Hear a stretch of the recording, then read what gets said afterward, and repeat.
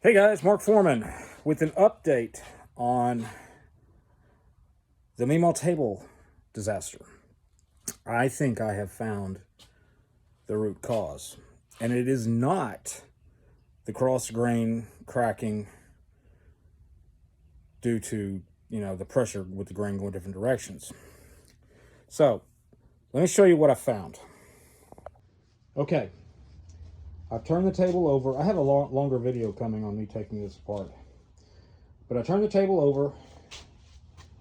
I took off my legs. I took off my C channels. And I have already cut one piece of walnut off of the mosaic. This is where the crack was. And you can see this is the upside. This is the bottom of the table. But that crack did go all the way through. We knew that.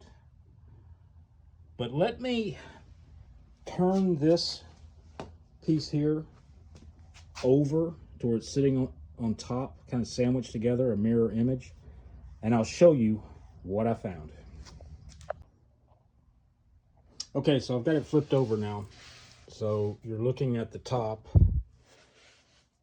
and the bottom of the walnut. That's the bottom of the mosaic, and the top of the mosaic is down there. There's that big crack in the mosaic. But check this out. Notice how my channel lines up that I cut? Well, these are the dowels right next to it. And if I take a combo square to it, they line up perfect.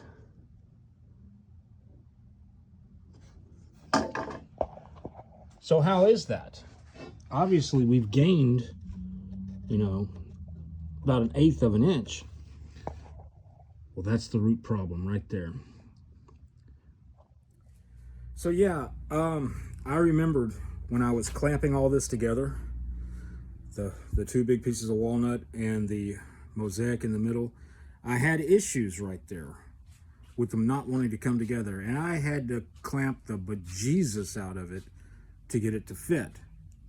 What I had done is those little dowel holes that I had to drill on both sides to put a dowel in there, they weren't lined up. So I forced them in. So there was a tremendous amount of pressure right there. And that's what gave. So we're going to work on putting it back together. There's going to be more talk on that. I've got some really good ideas now that I've discovered where I screwed up, not a cross grain issue. We'll talk to you later. See ya.